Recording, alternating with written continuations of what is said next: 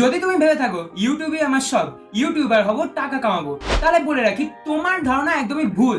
কারণ তোমার আমার মতো কোটি কোটি ইন্ডিয়ানদের ঘরে এক বা একের বেশি সদস্য ইউটিউবার, ফলে ইউটিউবার হওয়ার স্বপ্নটা না দেখাই ভালো। তাই আজ আমি তোমাদের সাথে কিছু দরকারি টিপস নিয়ে আলোচনা করব। তার মধ্যে রয়েছে 1. ইউটিউবে কেমন ভিডিও তুমি আপলোড করবে। 2. ইউটিউব থেকে কবে তুমি ভালো টাকা পাবে। 3. রিসেন্ট গিভ আপ করা ইউটিউবারের গল্প। এবং 4. ইউটিউবে কিভাবে জনপ্রিয় হওয়ার চান্স আছে। লকডাউনই ছিল সেই সময় যেই সময় সোশ্যাল মিডিয়ার কন্টেন্ট ক্রিয়েটাররা একটু হলেও ফেমাস হতে পেরেছিল, এবং যারা লকডাউনে সোশ্যাল মিডিয়াকে খুব একটা পাত্তা দেয়নি বা ইউজ করেনি, তারাই সবচেয়ে বড় ভুল করেছে, এটা তাদের ধারণা। এমনও আছে কিছু মানুষ যারা কদিন মাত্র ইউটিউব কাঁপালেন, তারপর তাদের আর কোনো খোঁজই পাওয়া গেল না। যেমন তার মধ্যে আছে রানু মণ্ডল এবং ভুবন বাদ্যকর, অর্থাৎ আমাদের কাঁচা বাদামালা। ফলে সোশ্যাল মিডিয়া হলো সেই জায়গা যা তোমায় নিজের পায়ে দাঁড় করাবে, আবার তোমাকে কষ্ট দিয়ে বসিয়েও দেবে। সো চলে আসি পয়েন্টসে। পয়েন্ট নাম্বার 1, কেমন ভিডিও আপলোড করা উচিত। প্রথমেই বলবো, কোনো বড় ইউটিউবার দেখে কপি করবে না। তাদের কথা, তাদের স্টাইল কোনোটা কপি করবে না। হ্যাঁ, প্যাশন কপি করতে পারো, তবে তাতে খুব একটা যে লাভ হবে আমার তা মনে হয় না। এমন কিছু করার চেষ্টা করো যা আগে কখনো কেউ করেনি। Social media is a casual place. এখানে যত পারবে হেসে খেলে কথা বলবে, হেসে খেলে ভিডিও বানাবে।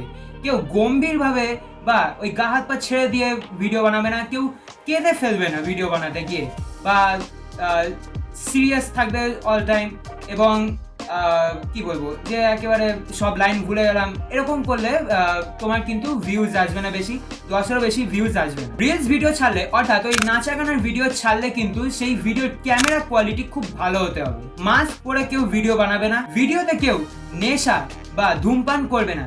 জানি কেউ করবে না, তাও বলে রাখা ভালো। পয়েন্ট 2, ইউটিউব থেকে কবে ভালো টাকা পাবো।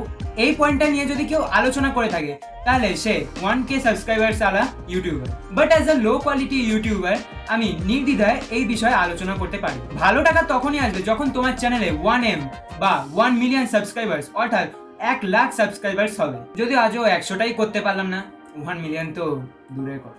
এনিওয়ে, 1 মিলিয়ন হলো সেই জায়গা যা তোমাকে ফেমাস করে দিতে পারবে। তবে 1 মিলিয়ন সাবস্ক্রাইবার্স পেতে হলে লেগে যাবে প্রায় 4 থেকে 5 বছর। যদি তুমি একজন সাধারণ মানুষ হও, অর্থাৎ তুমি কোনো সেলিব্রিটি নও, তুমি কোনো সিঙ্গার নও, বা তুমি কোনো স্পোর্টসম্যান নও, জাস্ট একজন সাধারণ ব্যক্তি, তাহলেই তোমার 4 থেকে 5 বছর লাগতে পারে। ফর দিস সোশ্যাল মিডিয়া জীবন নয়। 3rd point, recent give up করা ইউটিউবারের গল্প। কারণটা দেখতে হলে জাস্ট কয়েকটা ক্লিপ দেখাই। আপনি আমার ভিডিও দেখেছেন কখনো না কখনো, কিন্তু আর দেখতে পাবেন না। আমি জেনারেলি ফ্যাক্টস, কারেন্ট অ্যাফেয়ার্স এইসব নিয়ে ইনফরমেটিভ শর্টস ভিডিও বানাই। আপনারা ভালোবেসেছেন প্রচুর আমাদের কন্টেন্ট, কিন্তু আর পসিবল হচ্ছে না। প্রতিদিন 3-4টে কন্টেন্ট, রিসার্চ, স্ক্রিপ্টিং, এডিটিং, গোটা টিমের প্রচুর খাটনি, সময় এবং টাকা যায়। যদিও এটা আমি আমার ভালো লাগার জায়গা থেকেই করতাম, কিন্তু মন ভরার থেকে পেট ভরাটা বেশি ইম্পর্ট্যান্ট। তার উপর ইনফোটেনমেন্ট লাইন, উপরন্তু শর্টস, কোনো টাকা নেই, কোনো ব্র্যান্ড নেই, আমাদের প্রোডাকশন কস্টও ওঠে না। যেটুকু আসে ইউটিউব লং ফর্ম ভিডিও থেকে, তাও ইউটিউব থেকে খুবই সামান্য। ব্র্যান্ড প্রমোশন হলে তবেই। এডুকেশনাল শর্টস আর দেখতে পাবেন না। এত ভালোবাসার জন্য অনেক ধন্যবাদ। যারা এত রিসার্চ করে বা এত ইনফরমেটিভ ভিডিও দিয়ে জ্ঞান প্রকাশ করে, তাদের চ্যানেল দেখো কোথায় পড়ে আছে। ওদিকে গেমিং চ্যানেলে দেখো কত কত সাবস্ক্রাইবার্স, কত কত লাইকস। এটাই সোশ্যাল মিডিয়া। যে বানাবে রাজা, সেই বানাবে ভিখারি। 4th পয়েন্ট, কিভাবে ফেমাস হওয়ার চান্স আছে। দেখো, এটা গ্যারান্টি নেই যে তুমি একদম ফেমাস হয়ে যেতে পারবে, তবে এইটা একদম একটি স্বল্প উপায়। অনেক চ্যানেল বা পেজ খুলে রাখো এবং তাতে স্পোর্টস, ভ্লগ, সং এটসেট্রা ছাড়তে থাকো।